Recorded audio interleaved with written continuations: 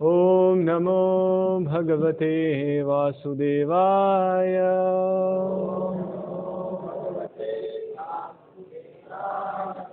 ओम नमो भगवते वासुदेवाय।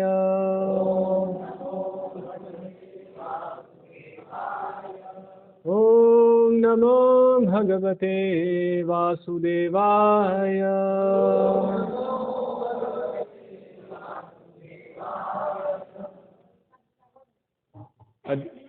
श्रीमद् भगवद गीता यथारूप अध्याय 10 श्री भगवान का ऐश्वर्य श्लोक संख्या 3 शब्द पाठ करेंगे। यह माम अजम अनादिम च वेत्ति लोक महाईश्वरम असम्मूढ़ः सह मर्तेषु सर्वपापैः प्रमुच्यते। यो माम् अजम् अनादिं च वेत्ति लोकमहेश्वरम् असम्मूढ़ समर्थेषु सर्वपापैः प्रमुच्यते। शब्दार्थ।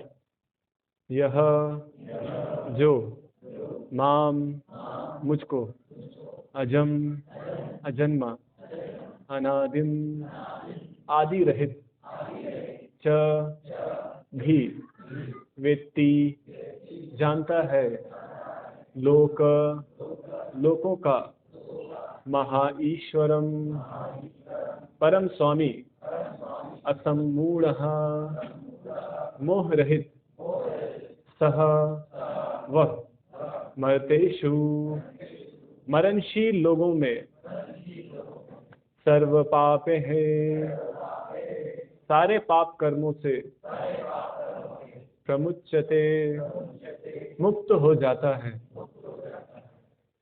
अनुवाद एवं तात्पर्य कृष्ण कृपा मूर्ति श्री श्रीमद् अभय चरणारविंद भक्ति वेदांत स्वामी शिल प्रभुपाद द्वारा। शिल प्रभुपाद की अनुवाद। जो मुझे अजन्मा अनादि समस्त लोकों के स्वामी के रूप में जानता है, मनुष्यों में केवल वही मोह रहित और समस्त पापों से मुक्त होता है। तात्पर्य थोड़ा बड़ा है। तात्पर्य जैसा कि 7वें अध्याय में 7:3 कहा गया है, मनुष्याणाम सहस्रेषु कश्चिद् यतति सिद्धये। जो लोग आत्म साक्षात्कार के पद तक उठने के लिए प्रयत्नशील होते हैं, वे सामान्य व्यक्ति नहीं हैं। वे उन करोड़ों सामान्य व्यक्तियों से श्रेष्ठ हैं जिन्हें आत्म साक्षात्कार का ज्ञान नहीं होता, किंतु जो वास्तव में अपनी आध्यात्मिक स्थिति को समझने के लिए प्रयत्नशील होते हैं, उनमें से श्रेष्ठ वही है जो यह जान लेता है कि कृष्ण ही भगवान प्रत्येक वस्तु के स्वामी तथा अजन्मा है। वही सबसे अधिक सफल अध्यात्म ज्ञानी है। जब वह कृष्ण की परम स्थिति को पूरी तरह समझ लेता है, उसी दशा में वह समस्त पाप कर्मों से मुक्त हो पाता है। यहाँ पर भगवान को अज अर्थात अजन्मा कहा गया है, किंतु वे द्वितीय अध्याय में वर्णित उन जीवों से भिन्न हैं जो अज कहा गया है। भगवान जीवों से भिन्न है क्योंकि जीव भौतिक आसक्तिवश जन्म लेते तथा मरते रहते हैं। बद्ध जीव अपना शरीर बदलते रहते हैं, किंतु भगवान का शरीर परिवर्तनशील नहीं है। यहाँ तक कि जब वे इस लोक में आते हैं तो भी वे उसी अजन्मा रूप में आते हैं। इसीलिए 4थे अध्याय में कहा गया है कि भगवान अपनी अंतरंगा शक्ति के कारण अपरा शक्ति माया के अधीन नहीं है, अपितु पराशक्ति में रहते हैं। इस श्लोक के व्यक्ति लोक महेश्वरम से सूचित होता है कि मनुष्य को यह जानना चाहिए कि भगवान कृष्ण ब्रह्मांड के सभी लोकों के परम स्वामी हैं। वे सृष्टि के पूर्व थे और अपनी सृष्टि से भिन्न है। सारे देवता इसी भौतिक जगत में उत्पन्न हुए, किंतु कृष्ण अजन्मा है। फलतः वे ब्रह्मा तथा शिव जी जैसे बड़े बड़े देवताओं से भी भिन्न है। और चूंकि वे ब्रह्मा, शिव तथा अन्य समस्त देवताओं के सृष्टा हैं, अतः वे समस्त लोकों के परम पुरुष हैं। अतएव श्री कृष्ण उस हर वस्तु से भिन्न है जिसकी सृष्टि हुई है, और जो उन्हें इस रूप में जान लेता है वह तुरंत ही सारे पाप कर्मों से मुक्त हो जाता है। परमेश्वर का ज्ञान प्राप्त करने के लिए मनुष्य को समस्त पाप कर्मों से मुक्त होना चाहिए। जैसा कि भगवद गीता में कहा गया है कि उन्हें केवल भक्ति के द्वारा जाना जा सकता है, किसी अन्य साधन से नहीं। मनुष्य को चाहिए कि कृष्ण को सामान्य मनुष्य न समझे। जैसा कि पहले कहा जा चुका है, केवल मूर्ख व्यक्ति ही उन्हें मनुष्य मानता है। इसे यहाँ भिन्न प्रकार से कहा गया है। जो व्यक्ति मूर्ख नहीं है, जो भगवान के स्वरूप को ठीक से समझ सकता है, वह समस्त पाप कर्मों से मुक्त है। यदि कृष्ण देवकी पुत्र रूप में विख्यात हैं, तो फिर वे अजन्मा कैसे हो सकते हैं? इसकी व्याख्या श्रीमद् भागवत में भी की गई है। जब वे देवकी तथा वसुदेव के समक्ष प्रकट हुए तो वे सामान्य शिशु की तरह नहीं जन्मे।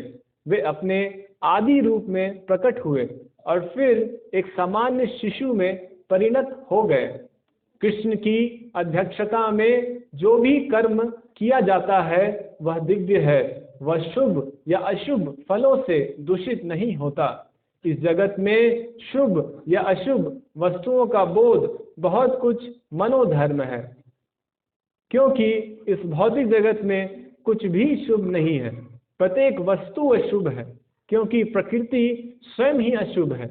हम इसे शुभ मानने की कल्पना मात्र करते हैं। वास्तविक मंगल तो पूर्ण भक्ति और सेवा भाव से युक्त कृष्ण भावनामृत पर ही निर्भर करता है। अतः यदि हम तनिक भी चाहते हैं कि हमारे कर्म शुभ हो, तो हमें परमेश्वर की आज्ञा से कर्म करना होगा।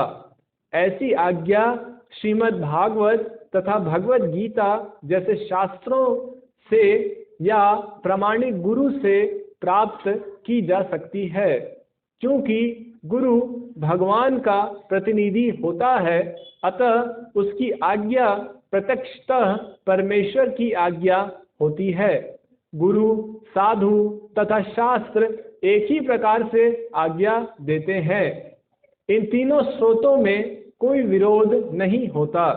इस प्रकार से किए गए सारे कार्य इस जगत के शुभ अशुभ कर्म फलों से मुक्त होते हैं। कर्म संपन्न करते हुए भक्त की दिव्य मनोवृत्ति वैराग्य की होती है, जिसे संन्यास कहते हैं। जैसा कि भगवद गीता के 6 अध्याय के प्रथम श्लोक में कहा गया है कि जो भगवान का आदेश मानकर कोई कर्तव्य करता है और जो अपने कर्म फलों की शरण ग्रहण नहीं करता, अन्नाश्रितः कर्म फलम, वही असली सन्यासी है। जो भगवान के निर्देश अनुसार कर्म करता है, वास्तव में सन्यासी तथा योगी वही है। केवल सन्यासी या छद्म योगी के वेश में रहने वाला व्यक्ति नहीं। ओम अज्ञानतिमिरन्धस्य ज्ञानाञ्जनशलाकया चक्षुरुन्मिलितं येन तस्मै श्रीगुरवे नमः। श्रीचैतन्यमनोभीष्टं स्थापितं येन भूतले स्वयं रूपः कदा मह्यं ददाति स्वपदान्तिकम्। वन्देऽहं श्रीगुरोः श्रीयुतः पदकमलं श्रीगुरून् वैष्णवांश्च श्रीरूपं साग्रजातं सहगणरघुनाथान्वितं तं सजीवं साद्वैतं सावधूतं परिजनसहितं कृष्णचैतन्यदेवं श्री राधा कृष्ण पादान सह गण ललिता श्री विशाखान्वितांश। नमः ओम विष्णुपादाय कृष्ण पृष्ठाय भूतले श्रीमते भक्ति वेदांत स्वामिन्निति नामिने। नमस्ते सारस्वते देवे गौरवाणी प्रचारिणे निर्विशेष शून्यवादी पाश्चात्य देश तारिणे।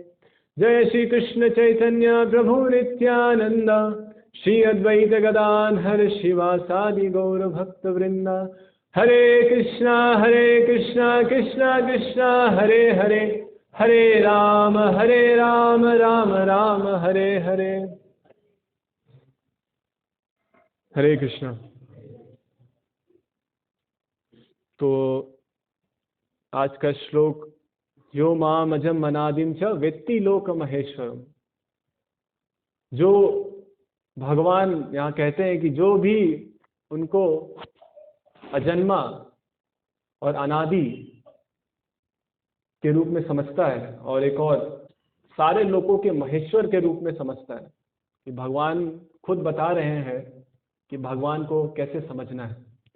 तो भगवान की समझ की तीन परिप्रेक्ष्य यहाँ पे बताए गए हैं तीन शब्दों द्वारा। अजम, अजम मतलब जिसका जन्म नहीं होता है, जो कभी जन्म नहीं लेता है। अनादि, आदि और अनादि। आदि मतलब जिसका जन्म, जिसकी एक शुरुआत है, कोई किसी समय में उसकी शुरुआत हुई है, तो वो आदि हो गया। अनादि मतलब जिसकी शुरुआत किसी काल में नहीं हुई है, वो हमेशा से है, अनादि। और सर्वलोक महेश्वर, सारे लोगों का स्वामी, महेश्वर, महा ईश्वर। भगवान कहते हैं जो मुझे इन तीन परिप्रेक्ष्य से समझता है, इन तीन रूपों से समझता है, असमूढ़ समत्वेषु, वो मरते जीव, जैसे हम सब जीव हैं, हम सब मरते हैं, हम मृत्यु से ग्रस्त हैं। तो जो मरते जीव बिना किसी संदेह के भगवान को के इन तीन रूपों में भगवान को समझता है, उसकी क्या गति होगी? सर्व पापे प्रमुच्यते। भगवान उस जीव को, उस मरते जीव को उसके सारे पापों से मुक्त कर देंगे। तो ये बहुत बड़ा वरदान है हमारे लिए। हम सब पाप से ग्रस्त हैं। आधुनिक विज्ञान की समझ ऐसी है कि, आधुनिक समाज की समझ ऐसी है कि हम सब दुख झेल रहे हैं किसी भौतिक संसाधन के अभाव के कारण। हम सब दुख क्यों झेल रहे हैं? कोई भौतिक संसाधन या अर्थ के अभाव के कारण।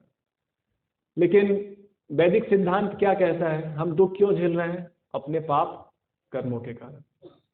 हम कोई संसाधनों के अभाव के कारण दुख नहीं झेल रहे, हम अपने पाप कर्मों के कारण दुख झेल रहे हैं। हम कोई बाह्य परिस्थिति के कारण दुख नहीं झेल रहे हैं, गर्मी, सर्दी, या कोई देश, या कोई जन समुदाय, मुस्लिम, क्रिश्चियन, इजरायली, पैलेस्टीनियन, ये सब हमारे दुख का क्या कारण नहीं है। हमारा दुख का कारण क्या है? शास्त्र सम्मत विचार क्या है? हमारे अपने पाप कर्म ही हमारे दुख के कारण, यानी हम खुद ही अपने दुख के कारण, हम ही पाप कर्म करते हैं।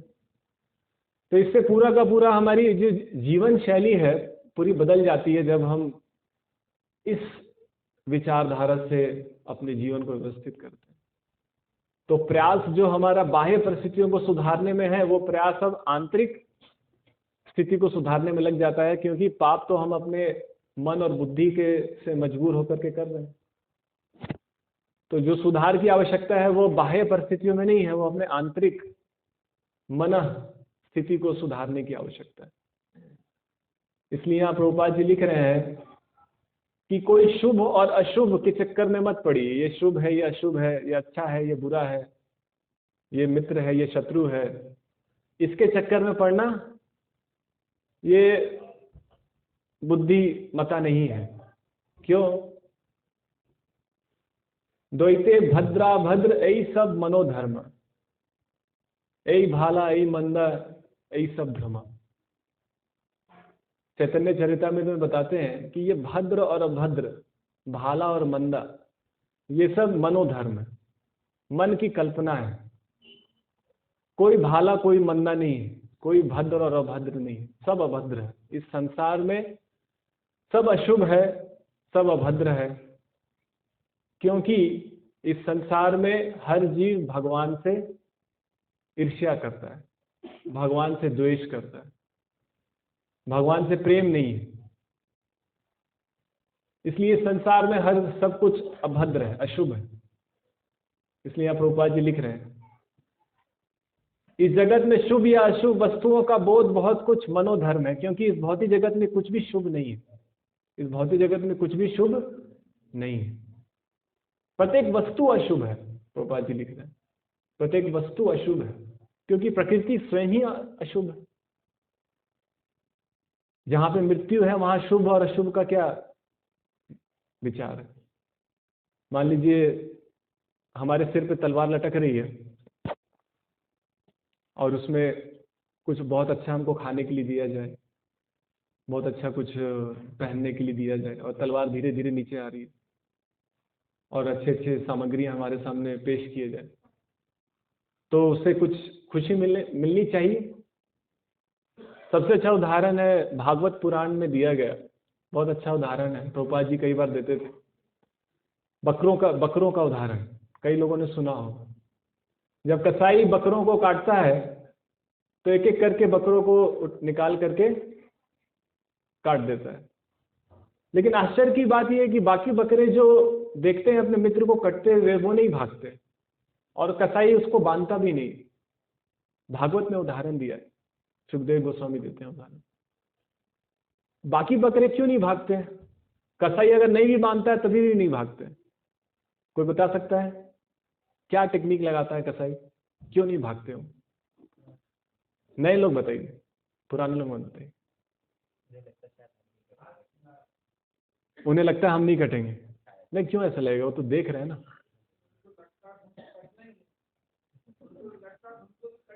कटना ही है तो इसलिए वहीं खड़े रहते हैं ऐसे।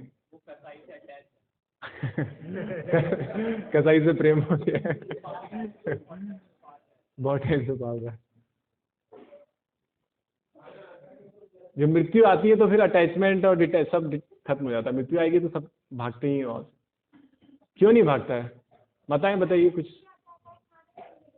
खाने पीने का दिया जाता है, हाँ कुछ करीब है, हाँ हाँ, चारे की लालच, बालक, हाँ बैठ जाओ इसलिए भागना नहीं चाहिए, सामना करना चाहिए, डर के आगे जीत है तो उसमें वो बकरे इसलिए नहीं भागते हैं क्योंकि कसाई उनको हरी घास देता है। तो हरी घास, रसीली हरी घास को छोड़ करके कौन बुद्धिमान इंसान जाना चाहेगा। तो ये उदाहरण इसलिए देते हैं सुखदेव गोस्वामी क्योंकि हमारी परिस्थिति एकदम ऐसी है, एकदम ठीक वैसी है कि हमारे सामने भी बहुत हरी हरी घास है ना। घर, परिवार, समाज, मित्र और इतनी सारी उपाधियां है ना, इंजीनियर, डॉक्टर, लॉयर, इतनी उपाधियां हैं, इतना सम्मान है। तो कौन बुद्धिमान इंसान इन सबको छोड़ करके मृत्यु के बारे में सोचेगा। और मृत्यु तो बहुत बहुत बहुत बहुत दूर है, इतना दूर है कि पता नहीं कब आएगी, उसका कल सोचना ही व्यर्थ है उसके बारे में। तो जो सामने है, जो सुख और जो सम्मान और जो उपाधि जो सामने पड़ी हुई है प्लेट में, पहले उसको तो खा ले।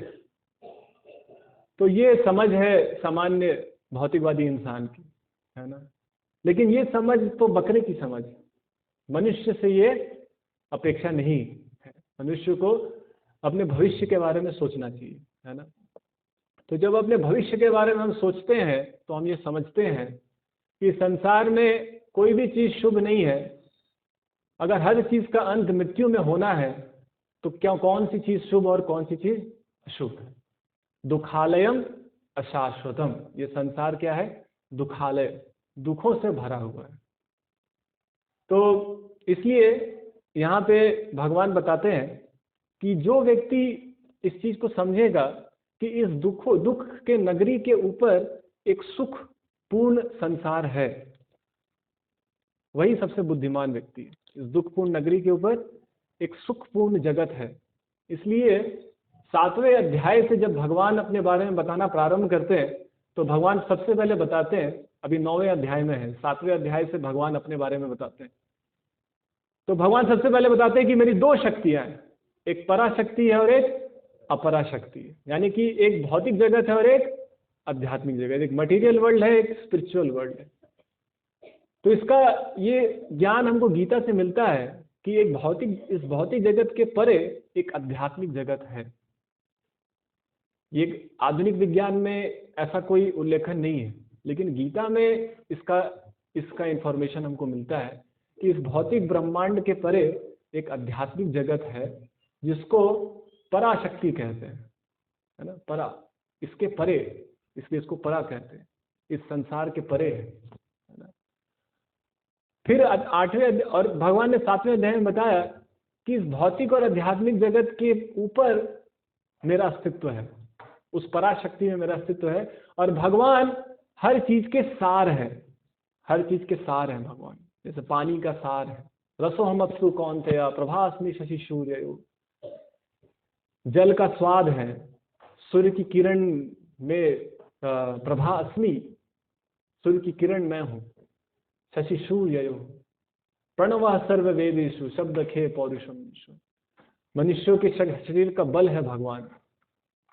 तो उस हर चीज में जो रहस्यमय शक्ति है वो भगवान है। हर चीज के पीछे जो रहस्यमय शक्ति, यानी हर चीज का सार है वो भगवान।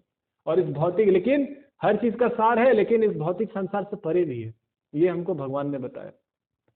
फिर उसके बाद 8वें अध्याय में भगवान बताते हैं कि जितने भी देवी देवता हैं, 8वें अध्याय में हम पढ़ेंगे तो समझ उसमें आता है कि जितने भी देवी देवता हैं सब इस भौतिक संसार के अंतर्गत है। यानी कि सब भौतिक संसार में जन्म मृत्यु के चक्र में फंसे हुए। आप ब्रह्म भूना लोकान पुनरावर्तिनो अर्जुना, ब्रह्म लोक में भी कोई क्यों ना हो। ब्रह्म लोक मतलब 14 लोक में सबसे ऊपर का लोक ब्रह्म लोक।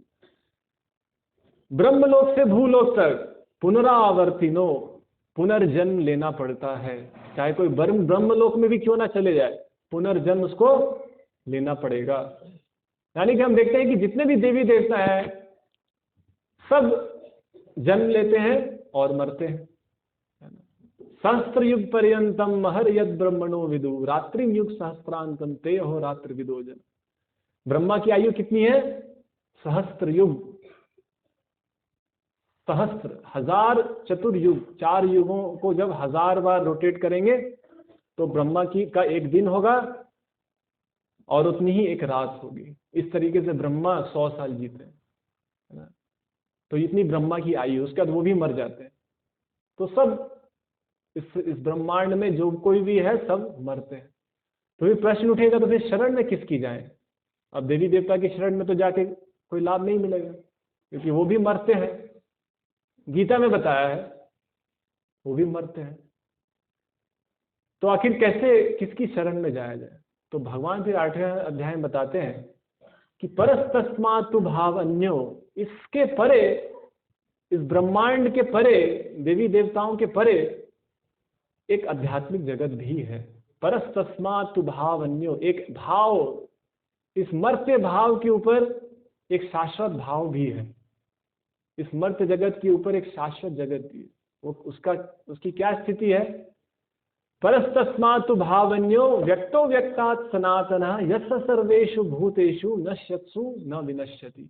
जब इस लोक में सारी चीजें नष्ट हो जाएंगी, सारे लोक नष्ट हो जाएंगे इस भौतिक जगत में, न विनश्यति, वो जो सृष्टि है उसका विनाश नहीं होगा।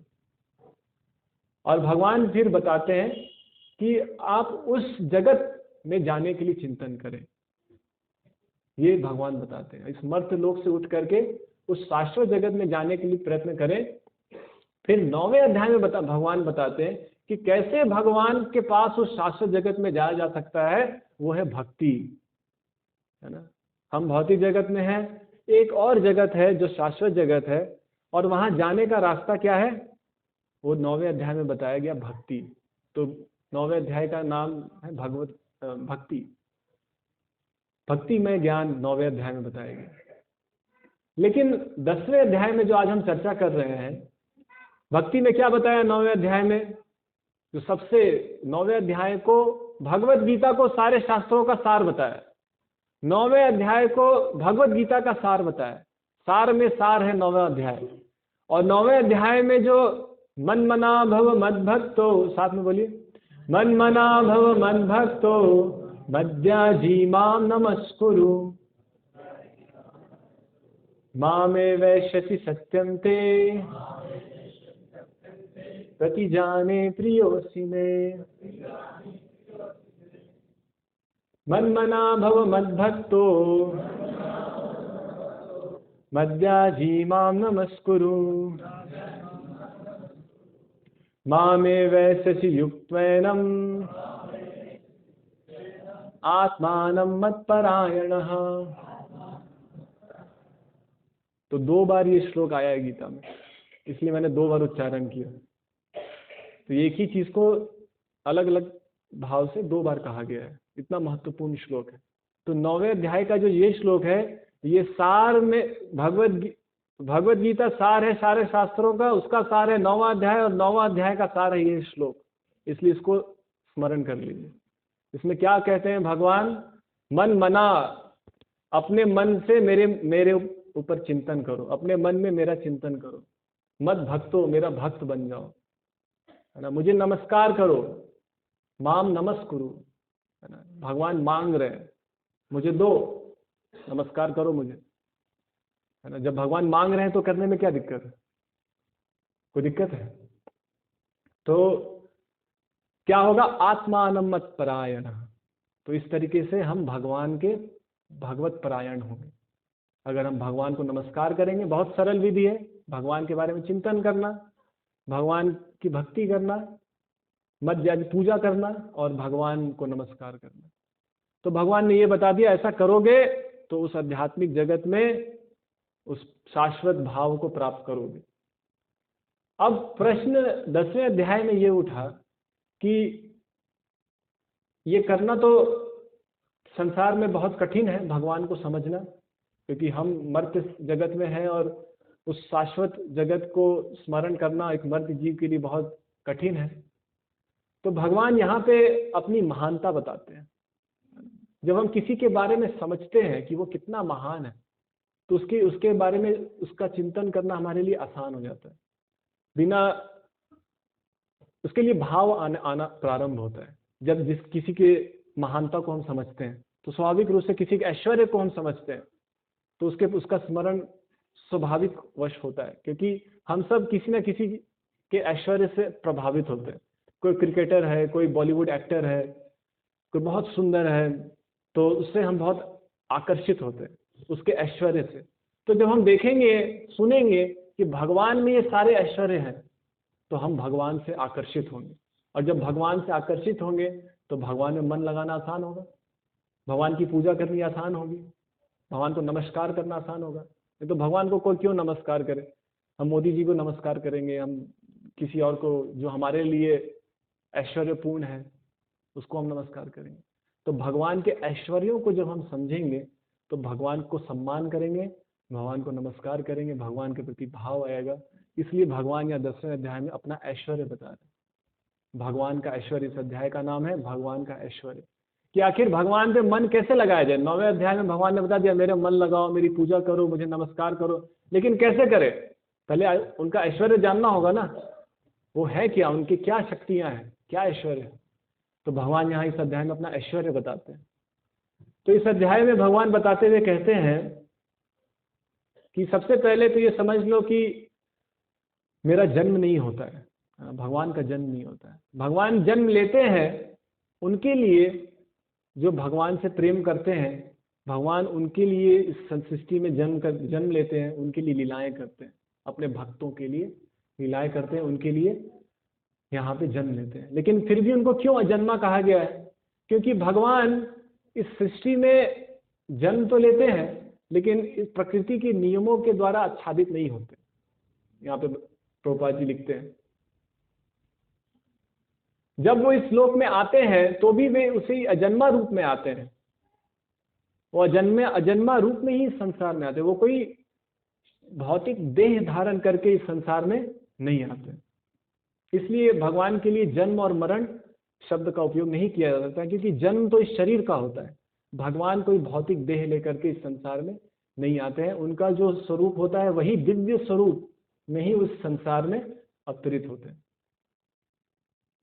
कभी कभी इसको समझना बहुत कठिन होता है, इसलिए भगवान विशेष रूप से अपने ऐश्वर्यों को बता रहे हैं, क्योंकि इसको समझना बहुत कठिन है। भगवान के गुणों को समझना बहुत कठिन है, इसलिए कई बार लोग विमोहित हो जाते हैं। सामान्य जीव का विमोहित होना तो फिर भी चलता है, देवी देवता भी विमोहित हो जाते हैं। हो जाते कि नहीं हो जाते? कोई बताइए उदाहरण, कौन देवता विमोहित हो गए? हाँ, ब्रह्मा जी विमोहित हो गए। तो भागवत में बहुत प्रसिद्ध लीला है ब्रह्म विमोहन लीला। ब्रह्मा जी विमोहित हो गए। क्या लीला हुई? ब्रह्मा जी ने देखा ये बालक कृष्ण, इसको सब भगवान मानते हैं, थोड़ा टेस्ट करते हैं कि सही में ये भगवान है कि, उनको विश्वास नहीं होता कि सामान्य बालक जैसा दिख रहे थे वृंदावन में, सामान्य बालक जैसे। तो ब्रह्मा ने टेस्ट किया, उनकी गायें चुरा ली और सबको गुफा में बंद कर दिया। जब तक गायें को बंद करके जब तक पलट के आए तो देखा फिर से उतनी गायें आ गई वृंदावन में। फिर पलट के देखा तो गुफा में भी गायें हैं, कई लाख गायें हैं, उनके मित्र भी सब गुफा में बंद हैं। और फिर यहाँ पे वृंदावन में देखा तो यहाँ पे भी उतनी ही गायें, उतने ही मित्र हो गए। तो ब्रह्मा का सिर चकरा गया, चारों सिर, 4 सिर होंगे, चारों सिर चकराने लगे। चकरा गया सिर। फिर आए, भगवान से प्रार्थना की, माफी मांगी। तो वहां पे फिर एक श्लोक सुखदेव गोस्वामी, यहाँ बहुत सुंदर यहाँ वर्णन आता है।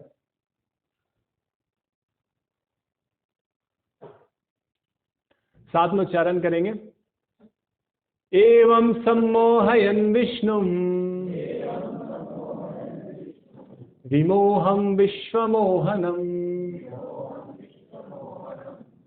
स्वयैव मायाजोऽपि स्वयं एव विमोहितः।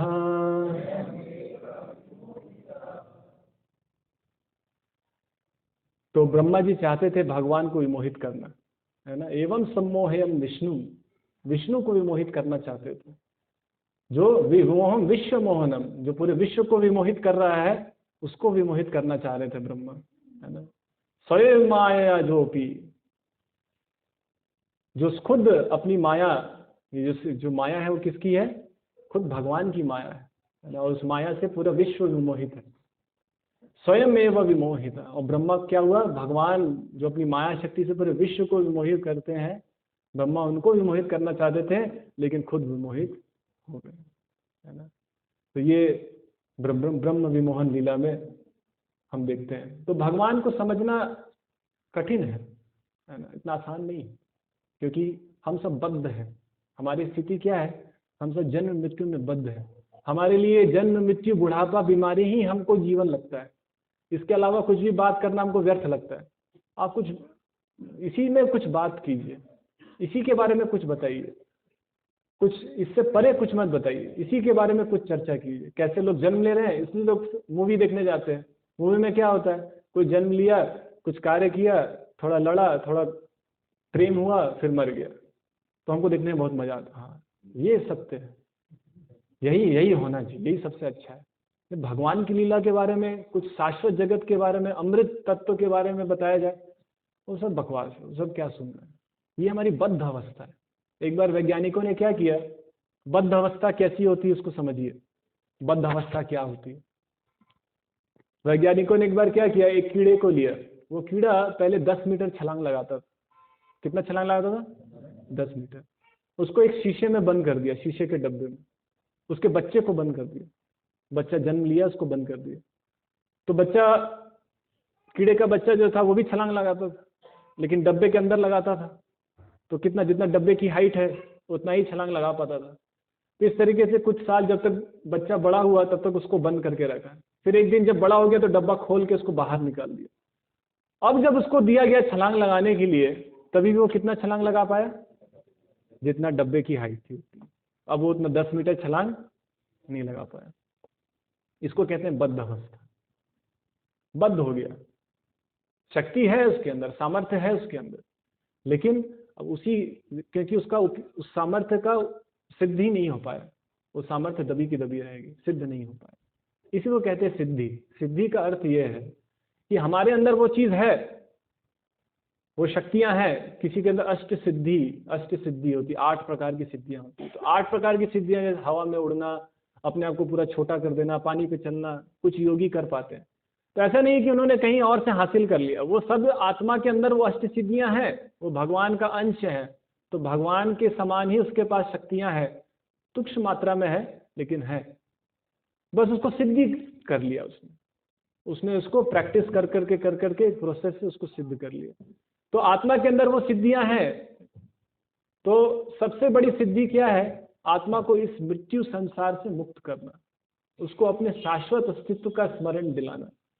ये शाश्वत संसार का भाग है। सर्कस में हम देखते हैं ना कि पतला दुबला सा एक सर्कस का व्यक्ति बड़े बड़े हाथी को नचाता है ना। एक इशारा करता है, हाथी उठ करके चेयर पे बैठ जाता है।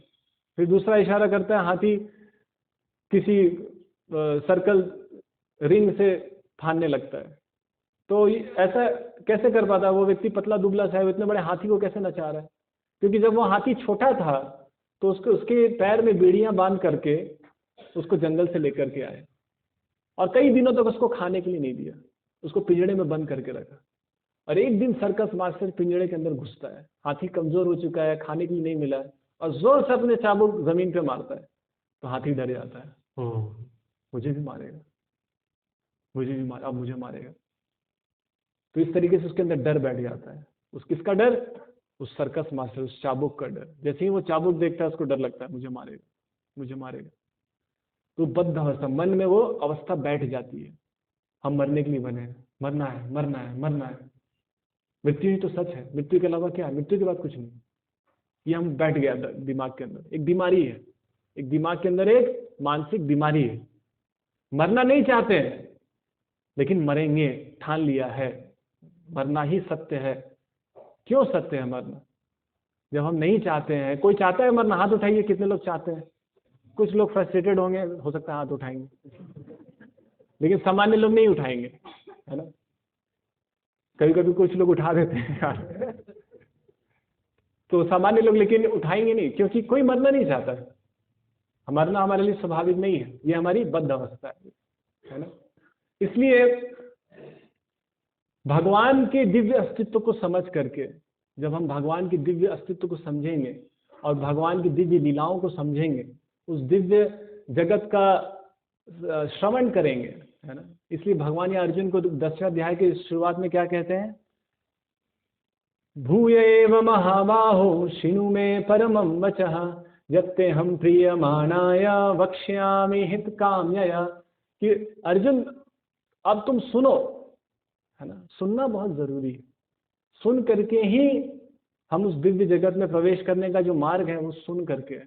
क्योंकि जब एक व्यक्ति सो रहा होता है, उसको जगाने का एक ही तरीका है, उसके कान से। तो उसकी सारी इंद्रियां बंद है, एक ही चीज इंद्रियां खुली हुई, वो है कान। तो हम भी सुषुप्त अवस्था में हम अपने शाश्वत जीवन को भूल गए।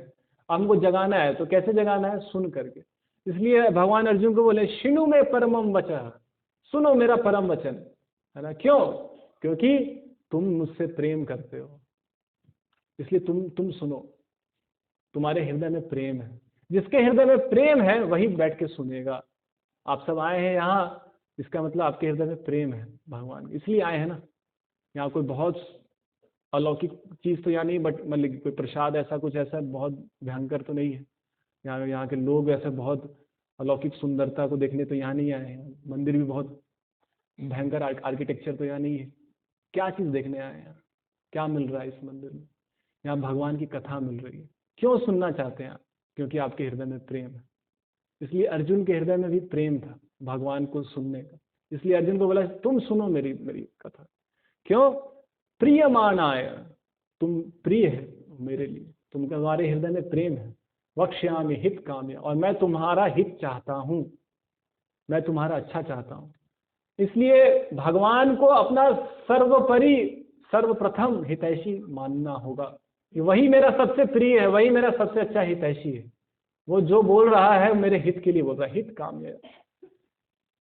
लेकिन समस्या ये है कि भगवान की जो नाम रूप गुण लीला है, ये बद्ध जीव के लिए बहुत कठिन है, क्योंकि बद्ध जीव बद्ध अवस्था में है ना, ऐसी अवस्था में है कि उसके लिए कई कई जन्मों से, करोड़ों जन्मों से इस शरीर में अलग अलग शरीर धारण कर रहा है।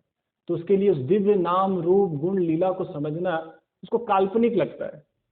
जो सत्य है वो काल्पनिक लगता है, जो काल्पनिक है वो सत्य लगता है। यही बद्ध अवस्था है ना। तो यहाँ पे जब भगवान कृष्ण अपनी माता के गर्भ में थे, ये समझने के लिए कि भगवान का जन्म कोई सामान्य जन्म नहीं है, तो जब भगवान कृष्ण अपनी माता के गर्भ, देवकी के गर्भ में थे, तो सारे देवी देवता भगवान को प्रार्थना अर्पित करने के लिए प्रकट हुए। तो वहाँ भागवत में सारे देवी देवता प्रार्थना करते हैं। एक श्लोक है, साथ में उच्चारण करेंगे। न नाम रूपे गुण जन्म कर्म भी निरूपितव्ये तव तस्य साक्षिणः मनोवचोभ्याम अनुमेयवत्मनो देव क्रियायाम पतियन्त थापि। तो ये देवी देवता कहते हैं कि आपका जो नाम रूपे गुण जन्म कर्म भी, भगवान का नाम रूप गुण जन्म कर्म है ना, ये सब को समझना है। तो भगवान जब तक उसको नहीं बताएंगे तब तक ये समझा नहीं जा सकता है। इस तरीके से एक बच्चा है, अगर उसको अपने माता पिता के बारे में जानना है, उनके माता कौन, उनके पिता कौन है, तो कैसे जानेगा वो? माता पिता को बताना होगा, क्योंकि माता पिता तो उसके जन्म से पहले थे ना, और उसको तो अनुभव है अपने जन्म के बाद का, जब से जन्म लिया उसके बाद का अनुभव है। लेकिन जो जन्म से पहले से उसका संबंध है, उसको कैसे वो समझेगा? कोई बताएगा उसको? क्योंकि उसका तो अनुभव नहीं है, या कोई औजार नहीं है जो उसको जबरदस्ती अनुभव करा दे कि उसको टाइम मशीन से ले जाकर के पीछे दिखा, ऐसा कोई चीज़ है नहीं। तो उसको खुद जब तक माता पिता उसको बताएंगे ही नहीं कि हम तुम्हारे माता पिता हैं, तब तक उसको समझ नहीं आएगा। इसलिए यहाँ कहा जा रहा है कि भगवान के नाम रूप जन्म और कर्म को अपने मन और वचन से नहीं समझा जा सकता, वो जब तक भगवान नहीं बताएंगे। इसलिए भगवान यहाँ गीता में बता रहे हैं, हित काम यह, अपनी बड़ाई करने के लिए नहीं कि सब लोग मेरी पूजा करेंगे। ईश्वर तो वही है, तो लेकिन हमारे अंदर जैसा ईश्वर भाव होता है, तो हमको लगता है कहीं भगवान के अंदर भी हमारे जैसा ही तो भाव नहीं है, ईश्वर भाव। तो हमारे अंदर ईश्वर, भगवान के अंदर है ईश्वर भाव, क्योंकि वो ईश्वर है। हमारे अंदर जो ईश्वर भाव है वो अनैतिक है। तो भगवान ईश्वर है, इसलिए वो बता रहे हैं कि तुम मेरे बारे में जानो, मेरा स्मरण करो, मेरे नाम रूप गुण लीला के बारे में। तो यहाँ बता रहे हैं कि देव क्रियायाम प्रतियंत यथापि, कि सिर्फ भगवान के ये जो नाम रूप गुण जन्म और कर्म है, ये समझा जा सकता है। इसका सिर्फ एक ही तरीका है, वो है भगवान की भक्ति। भगवान की भक्ति से ही इसको समझा जा सकता है। और भक्ति बहुत सरल है, भगवान की पूजा करना, भगवान को नमस्कार करना। भक्ति करना मतलब दो चीज़, भगवान से प्रार्थना करना और भगवान के बारे में अध्ययन करना। जैसे भागवत, गीता, ये सबसे क्या कर रहे हैं? अध्ययन कर रहे हैं, समझ रहे हैं भगवान कौन है। यदि वही चीज़ जो मैंने बताई, जैसे जब तक महानता समझेंगे नहीं कि वो कितना महान है, उसका स्मरण क्यों करेंगे, है कि नहीं? जैसे हमको, मैंने पहले एक बार बताया था, जैसे हमको सिर्फ अपने बच्चे का स्मरण होता है, पड़ोसी के बच्चे का स्मरण होता है? वो क्या अभी तक खाया होगा कि नहीं पड़ोसी का बच्चा, ऐसा कभी लगता है? नहीं लगता है। किसी को लगता है तो हाथ उठाइए, आपके पड़ोस का बच्चा खा पी रहा है कि नहीं ठीक से? नहीं लगता है ना? क्यों? क्योंकि मेरा उससे कोई संबंध नहीं है ना। क्यों मुझे उसके बारे में चिंता करनी है? मेरा कोई संबंध हो तब तो मैं चिंता करूँ। तो हम उसी की चिंता करते हैं जिससे हमारा संबंध होता है। तो स्वाभाविक चिंतन होता है, उसके लिए प्रयास नहीं करना पड़ता। अपने बच्चे का चिंतन करने के लिए कोई प्रयास करना पड़ता है क्या, कि आज हम लोग कक्षा में बैठ के समझेंगे कि अपने बच्चे की चिंतन कैसे करनी है? ऐसा कोई कक्षा की आवश्यकता नहीं है। तो जिसको कक्षा की आवश्यकता है अपने बच्चे की चिंतन करने में, यानी उसका हृदय बहुत कठोर हो गया है कि उसको समझाना पड़ रहा है, बच्चे का ध्यान क्यों नहीं रखते हो, तुम्हारा बच्चा है। उसका हृदय बहुत कठोर हो गया है। नहीं तो अगर माता है, अगर सही में माता है, सही में पिता है, तो बच्चे का चिंतन स्वाभाविक रूप से होगा। उसी तरीके से भगवान हमारे भगवान है, हमारे स्वामी है, हमारे पिता है, हमारा भाई है, हमारा मित्र है, हमारा प्रेमी है। तो ये चिंतन तभी होगा जब हम उसके प्रति अपने संबंध को समझेंगे कि वो हमारा कौन लगता है। नहीं तो बनावटी रूप से नहीं हो पाएगा। खाली आप मंदिर आते रहेंगे, प्रणाम करते रहेंगे, ठीक है, प्रणाम नहीं करने से तो ठीक है प्रणाम करना, लेकिन सिर्फ प्रणाम करते रहने से स्मरण नहीं होगा, सिर्फ पूजा करते रहने से स्मरण नहीं होगा। जब तक आप उसको समझेंगे नहीं भगवान कौन है, वो क्या है, उनकी लीलाओं को, उनके नाम को, रूप। इसलिए हमको अध्ययन करना होगा। इसलिए पुस्तकें हैं। इस्कॉन संस्था पूरे विश्व में पुस्तकें बांट रही है। पूरी संस्था का मुख्य उद्देश्य है पुस्तकें बांटना। प्रभुपाद जी ने कहा कि सारी संस्था की सारी गतिविधियां इसलिए हैं ताकि पुस्तकें बढ़ती रहे। जैसे ट्रेन में सारा जो व्यवस्था है उसका उद्देश्य ये है कि चक्का घूमता रहे, है ना। जितनी भी व्यवस्थाएं चल रही है सबका उद्देश्य क्या है, चक्का घूमता रहे। उसी तरीके से इस्कॉन संस्था में जितनी भी प्रयासें हो रही है सबका उद्देश्य क्या है, पुस्तकें वितरित होती रहे। क्योंकि लोग अगर पुस्तक प्राप्त करेंगे और अगर पढ़ेंगे तो भगवान के को समझेंगे भगवान कौन है, और उसके बाद स्मरण होगा, भगवान का स्मरण होगा। इस तरीके से उनका भगवत धाम का रास्ता खुलेगा। तो भगवान को समझने के लिए आवश्यक है कि भगवान के साथ अपने संबंध को समझना, और उसके लिए आवश्यक है कि उनके ऐश्वर्यों को समझना और भगवान की अचिंत्य शक्ति को समझना। भगवान जन्म लेते हैं लेकिन अजन्मा है। भगवान क्या बताया, अनादि है, उनका कोई शुरुआत नहीं है। वैज्ञानिकों को समझ में नहीं आता ऐसा कैसे हो सकता है। भगवान मनुष्य के रूप में अवतार लेते हैं लेकिन हमारे जैसे मनुष्य नहीं है। लोगों को लगता है भगवान ऐसा कैसे हो सकता है ना, हर चीज में ऐसा कैसे हो सकता है। तो ये सब जो अचिंत्य शक्ति है, तो ये हमको समझना होगा कि भगवान के पास ये अचिंत्य शक्तियां हैं, है ना। जब हम ये स्वीकार करेंगे कि भगवान अचिंत्य शक्तियों से पूर्ण है, तब हमको भगवान को समझना आसान होगा। तो उद्धव भगवान को, जब भगवान से अंतिम समय में, जब भगवान इस सृष्टि या इस भौतिक संसार से अप्रकट हो रहे थे, तो पेड़ के नीचे बैठे हुए थे, पीपल के पेड़ के नीचे। वहां दो लोग थे, उद्धव के साथ और कौन था, बताइए, कोई बताइए। उद्धव के साथ और कौन था वहां पे, भगवान के साथ कौन बैठे हुए थे। अंधेरे में तीर मत मारिएगा, जिसको पता है वो बताइए।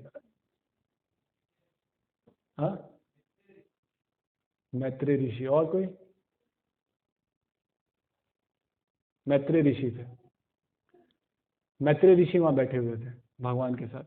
तो जब उद्धव ने भगवान से एक बहुत सुंदर श्लोक कहा, इस श्लोक में उद्धव ने बताया कि आपको समझना बहुत कठिन है, भगवान को समझना बहुत कठिन है। उद्धव कहते हैं,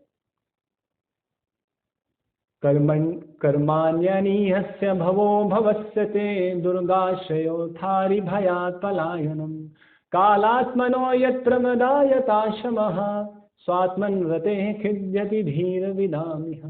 यहाँ बताते हैं अलग अलग भगवान के अलग अलग लीलाओं को बोलते हैं, कितना मुश्किल है समझना। पहले बोलते हैं कर्माण्यनीहस्य भवो भवस्य ते, आपका भवो, आपका आप जन्म लेते हैं, लेकिन अभवस्य, आपका तो जन्म नहीं होता है, फिर भी आप जन्म लेते हैं।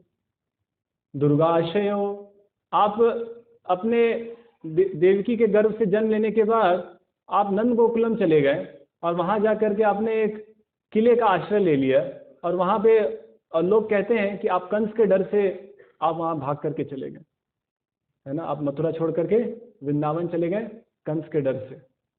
भयात पलायनम, पलायनम मतलब पलायन बोलते हैं, तो भयात, भय के कारण आपने पलायन कर लिया, लोग ऐसा कहते हैं। जबकि कालात्मनो, आप काल के स्वामी हैं, फिर भी आप ऐसा व्यवहार करते हैं जैसा लगता है कंस के भय से आप पलायन करके मथुरा से वृंदावन चले गए।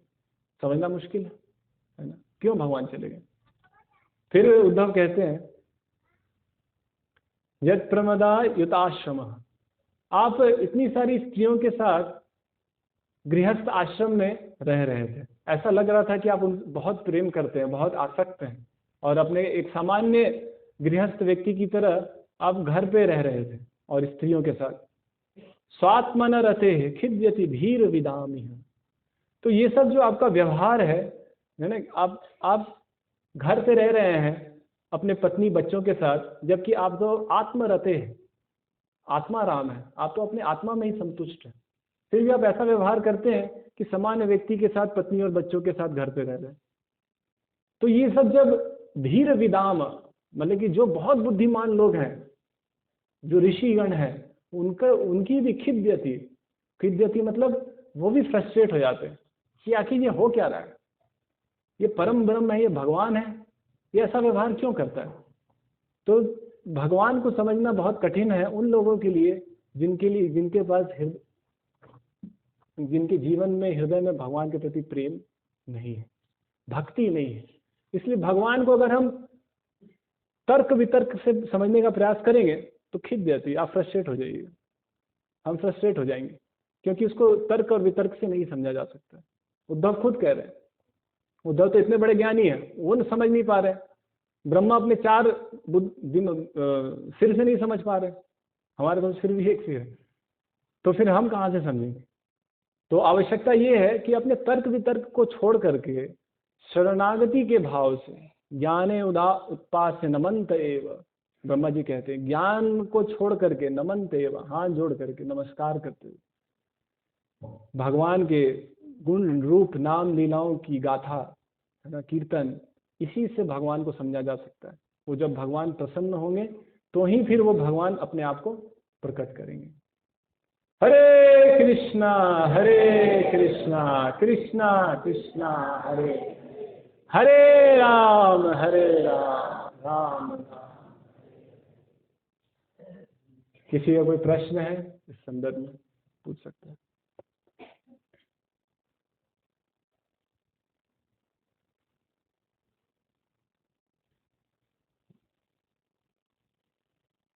पूछिए, किसी का कोई प्रश्न है तो। हाँ, हाथ उठा के पूछिए। हरे कृष्ण। हाँ,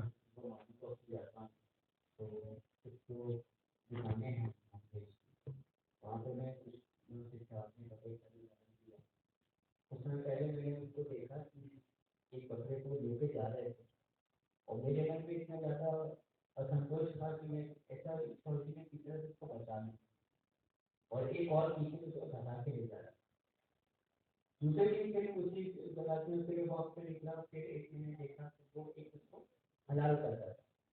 तो जब सुबह सुबह मैं इस तरह से देखता हूँ तो मेरे मन में बहुत वो होता है कि जब हम सोचते हैं कि अगर कोई जीव किसी की हत्या कर रहा है तो उस पर पाप लगता है, लेकिन वो डेली दिन भर में जाने के लोग इस तरह से हत्या करता है, तो इस तरह का मैंने बड़ा विचलित सा हो जाता है कि फिर भी लोग उसके बाद भी खाते हैं, और मतलब बड़ा असंतोष सा महसूस करता हूँ।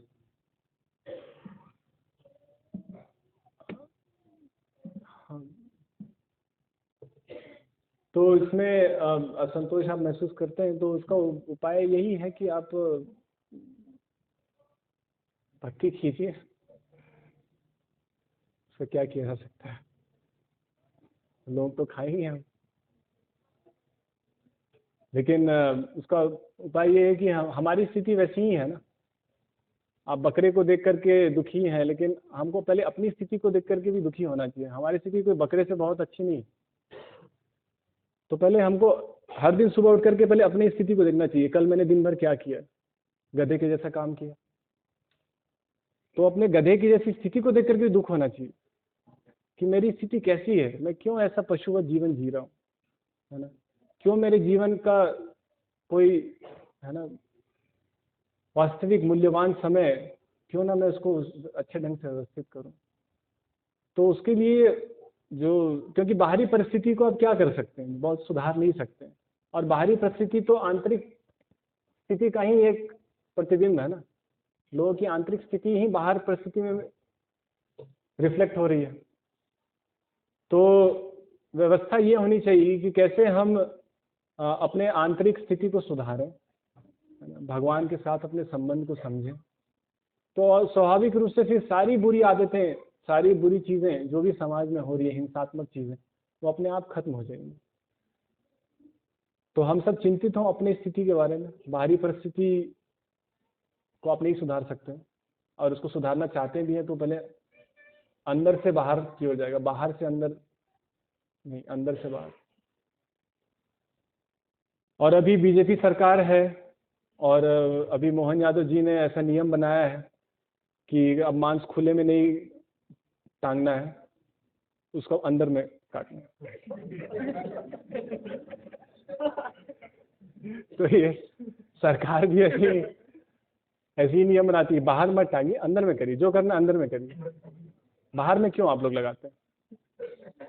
तो सरकार भी वैसी ही है, उल्टे पुल्टे नियम बनाते रहती है लोगों को घुमाने के लिए। तो क्योंकि उसका कुछ कर नहीं, सरकार भी कुछ नहीं कर सकती, क्योंकि लोगों को चाहिए ना, सरकार कैसे बंद कर दी, लोगों को खाना है, जबरन कैसे सबके जीव को पकड़ लिया जाए, तो वो संभव नहीं है। तो फिर ऐसे लोगों को किसी तरीके से धर्म का एक दिखावा, कितनी धार्मिक सरकार है, अब मांस बाहर नहीं दिखेगा, सब अंदर रहेगा, बहुत धार्मिक सरकार है। तो इस तरीके से लोगों को बेवकूफ़ धर्म के नाम पे लोगों को बेवकूफ़ बनाया जाता है। तो इस सार को समझें कि धर्म को आत्मसात करें अपने जीवन में, अपने जीवन के लक्ष्य को समझें, भगवान से प्रेम करें। और कोई प्रश्न है? हाँ माता जी पूछिए।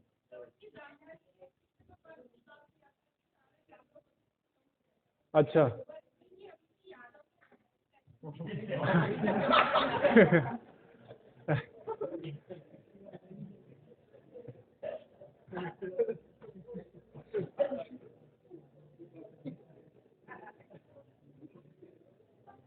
शायद कोई बच गया होगा।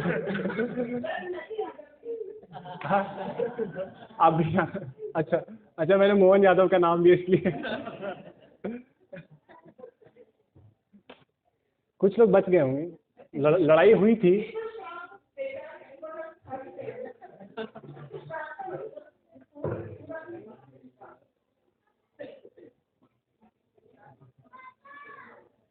थोड़ा देखना होगा कौन है ये लोग जो यादव बोल रहे हैं, सही में वो यादव है कि नहीं।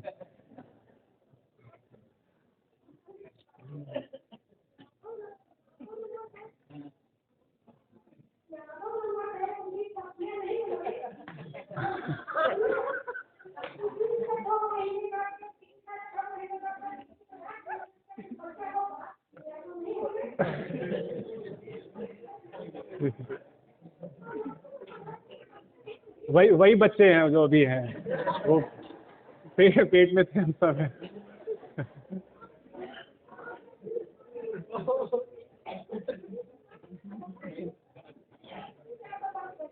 ठीक है, और कोई प्रश्न किसी को पूछना है? यहाँ कोई पूछना चाह रहा था?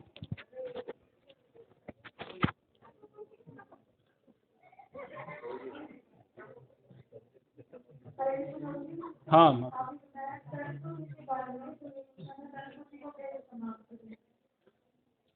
तर्क बुद्धि तो है, उसको बनावटी रूप से नहीं रोका जा सकता। तो तर्क के लिए भी शास्त्र के अंतर्गत जितना भी तर्क वितर्क है, आप उसको पढ़ेंगे तो भागवत में, जो मैंने पहली बार भागवत पढ़ी तो मुझे बहुत आश्चर्य हुआ, क्योंकि कृष्ण भावनामृत के संपर्क में आने से पहले हम भी भगवान को तो ऐसा स्वीकार करते थे या नहीं करते थे, कभी सोचा ही नहीं भगवान के बारे में, आवश्यकता भी नहीं पड़ी। तो लेकिन जब भागवत हम पढ़ते हैं तो उसमें हम देखते हैं कि भागवत बहुत तर्कपूर्ण है, उसमें बहुत सुंदर सुंदर उदाहरण दिए हैं। जैसे कि गीता बहुत तर्कपूर्ण है। जैसे गीता में भगवान उदाहरण देते हैं कि पुनर्जन्म का क्या उदाहरण देते हैं, कोई बता सकता है? क्या तर्क देते हैं भगवान पुनर्जन्म का? कोई आपसे कहेगा कि पुनर्जन्म नहीं होता है तो आप क्या तर्क देंगे पुनर्जन्म को सिद्ध करने के लिए? कृष्ण ने अर्जुन को एक तर्क दिया है, अकाट्य तर्क दिया है। जिसको कोई वैज्ञानिक नहीं काट सकता है। आप बताइए।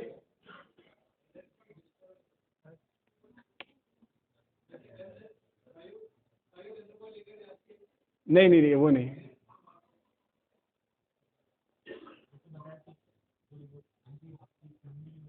नहीं ठीक है, हिंट देता हूं मैं। दूसरे अध्याय में बताया, दूसरे अध्याय में जब गीता प्रारंभ होती है तब बताया। गीता के प्रारंभ होते ही भगवान तर्क से ही प्रारंभ करते हैं, तर्क से ही भगवान गीता प्रारंभ करते हैं, बताते हैं कि कैसे पुनर्जन्म होता है, इसको बताते हैं। गीता के प्रारंभ में क्या श्लोक आते हैं? पढ़ नहीं रहे आप लोग? गड़बड़ हो जाएगा।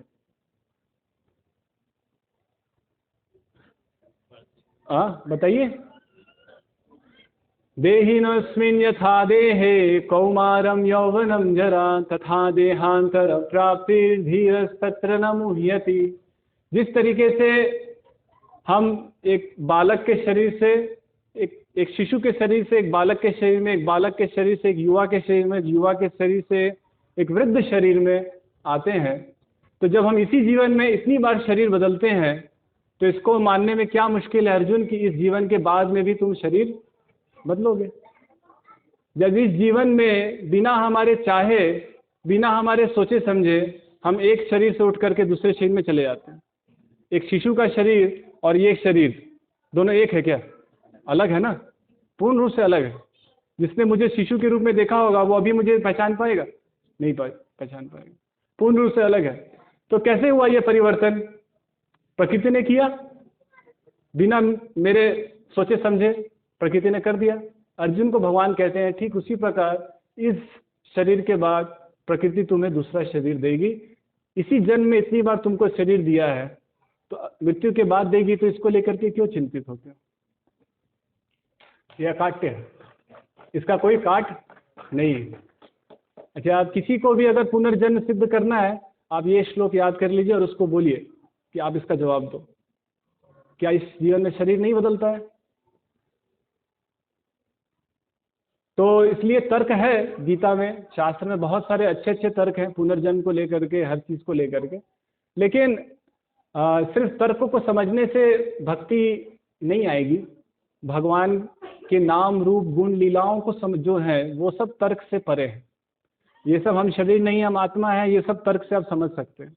जिस तरीके से ये मोबाइल है, तो इस मोबाइल को आप तोड़ करके इसको माइक्रोस्कोप से देखेंगे तो इसको बनाने वाले व्यक्ति का नाम दिखेगा आपको? नहीं दिखेगा। तो इसका मतलब इसको किसी ने नहीं बनाया। क्या अगर इस मोबाइल को मैं दे दूं और आपको कहा जाए इसका विश्लेषण कीजिए और पता लगाइए इसको किसने बनाया, तो आप पता लगा पाएंगे? नहीं पता लगा पाएंगे। उसी तरीके से इस ब्रह्मांड को विश्लेषण करके कैसे हम पता कर लेंगे कि उस व्यक्ति का नाम क्या है, वो कहाँ रहता है, उसके क्या रूप है, उसकी क्या गुण है, उसकी क्या लीलाएं हैं, क्या करता है, कैसे पता करें? जब आप इस मोबाइल के को बनाने वाले व्यक्ति को पता नहीं कर सकते आपके विश्लेषण के तरीके से, तो कैसे आप सृष्टि के को विश्लेषण करें? ये भी तर्क है। कोई आपसे पूछे कि भगवान ने सृष्टि को बनाया, कैसे आप बोल सकते हैं? तो सिर्फ विश्लेषण के ढंग विश्लेषण करके या तर्क से हम ये पता कर सकते हैं कि किसी ने बनाया है, लेकिन उसका नाम क्या है, उसका रूप क्या है, उसकी गुण क्या है, उसकी लीलाएं क्या है, ये सब तर्क से नहीं पता किया जा सकता। जब तक वो नहीं बताएगा तब तक नहीं पता चलेगा। तो तर्क एक हद तक काम कर सकता है कि परमात्मा है, हर किसी के हृदय में एक परमात्मा है, एक शक्ति है जो हर चीज कर रही है, इसके लिए हम तर्क दे सकते हैं, इसके लिए बहुत सारे तर्क हैं। लेकिन उसका नाम कृष्ण है, इसके लिए कोई तर्क नहीं है। उसकी माँ यशोदा है, इसके लिए कोई तर्क नहीं है।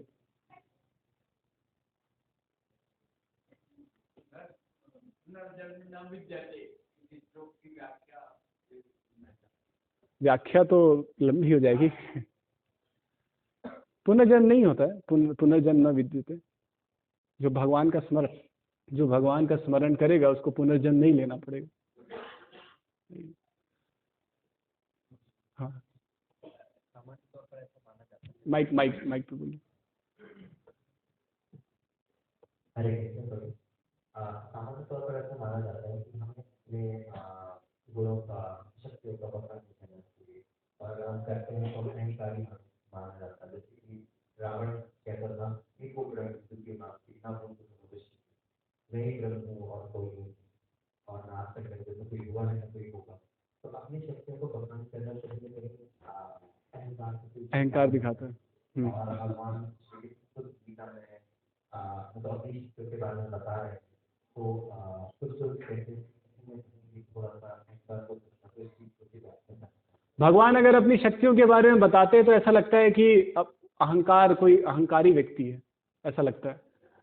मेरा प्रश्न ये है कि मुझे या आपको, आपका नाम अमित जी, तो अमित जी आपकी माता का नाम क्या है? हाँ, चंद्रकला। पिताजी का नाम सियाराम। तो सियाराम जी अमित जी के पिता हैं। अब जब तक अगर अमित जी को पता करना है कि सियाराम जी ही उनके पिता हैं या नहीं हैं, या कौन उनके पिता हैं, तो कैसे पता करोगे आप? कि क्या इस पृथ्वी पे कोई तरीका है जिससे कि कोई व्यक्ति अपने माता पिता को पता कर ले, जब तक कि उसके माता पिता उसको बताए ना? क्या कोई दूसरा तरीका है? कोई यहाँ वैज्ञानिक बैठा है तो आप बताइए, या जिसको विज्ञान बहुत निपुण है। नहीं होगा। कोई बोलेगा डीएनए टेस्ट से हो जाएगा।